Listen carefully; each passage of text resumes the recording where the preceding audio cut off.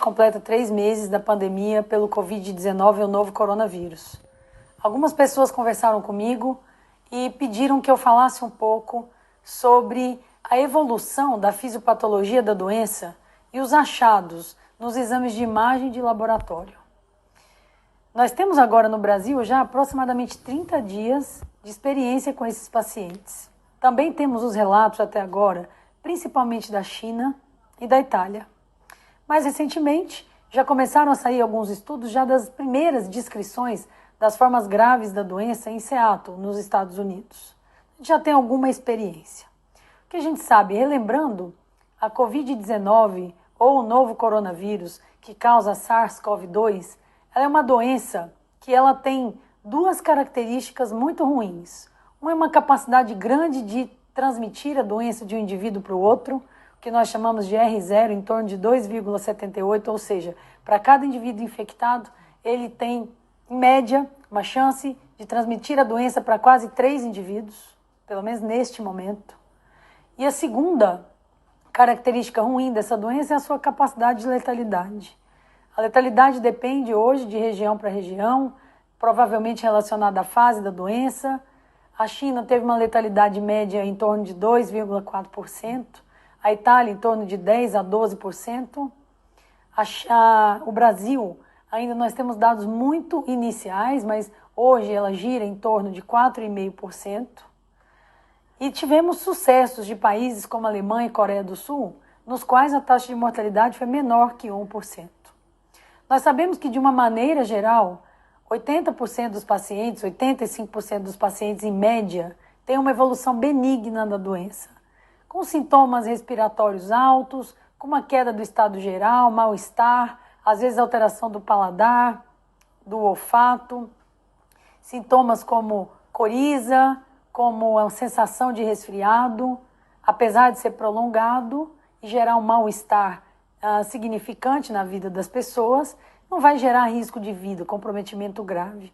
Mas os 20% que tem a forma, pelo menos moderada, de comprometimento da doença e que vai precisar de uma internação no hospital, esses 20% vão ser acometidos principalmente pela afecção no sistema respiratório.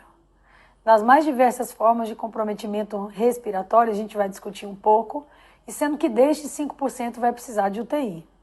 Lembrando que a mortalidade dos pacientes internados em UTI no mundo varia entre 40% e 60% acometidos pela Covid-19. E dentre os pacientes intubados, a mortalidade pode ser tão alta quanto 80%. Então, tudo que a gente hoje fala é que nós, como um país como o Brasil, estamos no momento de tentar evitar essa forma grave da doença. Bom, de uma maneira geral, quando esse paciente se apresenta na primeira semana da doença, ele se apresenta com um estado gripal.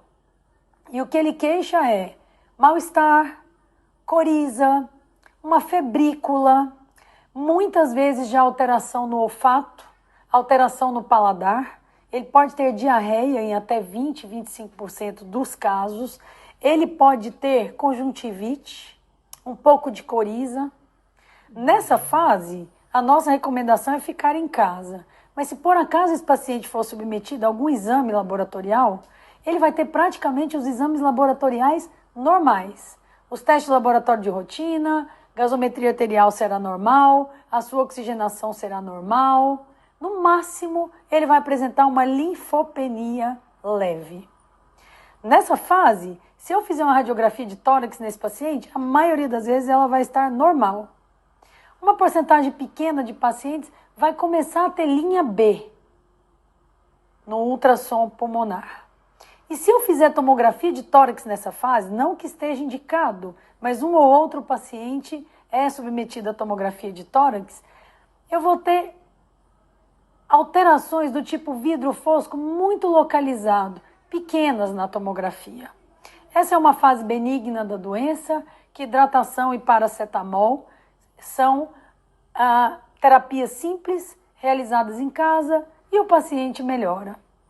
Passando para a segunda fase da doença, já em torno da segunda semana, o que a gente começa a perceber é que o indivíduo começa a apresentar uma tosse seca, uma febrícula em torno de 37,5, 37,8. Ele começa a ter mais dor no corpo, artralgia, mialgia.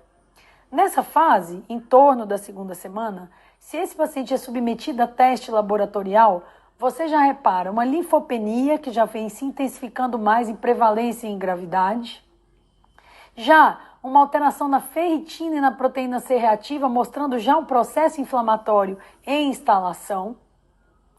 Esse paciente já apresenta um certo grau de hipóxia, mas ele ainda satura acima de 93%. E um exame que já começa a alterar agora, não só as provas de inflamatória, não só as provas de atividade inflamatória, é o dímero D, mostrando já um certo grau de trombogênese. Se eu faço raio-x de tórax nesse paciente ou ultrassom, eu já começo a perceber um pouco mais de espessamento pleural e de linhas B. E se esse paciente é submetido à tomografia, já nessa fase na qual ele tem tosse, já tem um certo grau de comprometimento da oxigenação, a tomografia vai mostrar o clássico vidro fosco. Essa é a fase que o paciente começa a instalar a pneumonia e os sinais e sintomas de pneumonia. E daí ele caminha para a resolução do quadro, em 80% dos casos, ou para o aprofundamento da gravidade do quadro. Digamos assim, a terceira fase da doença, essa é uma divisão didática, esse tempo nem sempre é tão claro, mas normalmente essa terceira fase, ela vai acontecer entre o 8º e o 10º dia. É quando aquela tosse e aquele cansaço se acentuam, a hipóxia fica mais severa, ou seja, ele não satura mais que 93%, ele agora satura 93, 92, 91, eventualmente menos. Laboratorialmente, as provas de atividade inflamatória e trombótica se acentuam. Eu reparo agora aumento ainda mais de proteína C reativa, um aumento ainda mais acentuado da ferritina, da desidrogenase lática. Eu reparo um D-dímero que aumenta em relação à fase anterior da doença. Aqui, se eu dosar interleucina 6, eu posso já observar altos níveis de interleucina 6, principalmente naquele paciente que vai ter a crise de liberação citocinérgica ou o cytokine storm, como é chamado, de uma maneira mais comum. Eu também reparo que boa parte dos pacientes começa a ter plaquetopenia. Se eu submeto esse paciente a raio-x, ultrassom e tomo, eu já vejo uma acentuação maior de linhas B e um vidro fosco mais delineado, um infiltrado bilateral, predominantemente periférico, podendo ter consolidação, mas na maioria das vezes esse predomínio é periférico e eu começo a ter derrame pleural localizado. Essa já é uma fase no qual o paciente já começa a ficar crítico. Dessa fase para a necessidade de intubação, de ventilação mecânica, realmente isso pode acontecer de repente. É um paciente que chega, interna no hospital inflamado, já com atividade trombótica, você muitas vezes controla esse paciente com catéter de O2 e reservatório, e em poucas horas, dias, ele se aprofunda agora e faz insuficiência respiratória com síndrome do desconforto respiratório. Ele pode apresentar choque, febre elevada acima de 38 graus, ele pode apresentar citopenias, porque boa parte desses pacientes vai ter síndrome hemofagocítica, você vai reparar a elevação de transaminase, leucopenia, linfopenia, plaquetopenia, elevação dramática dos níveis de ferritina, o D-dímero que se acentua e se eleva progressivamente. Você também pode perceber distúrbios de coagulação, um D-dímero aumentado, mas uma facilidade das mucosas desse paciente apresentar sangramento, muitas vezes por plaquetopenia.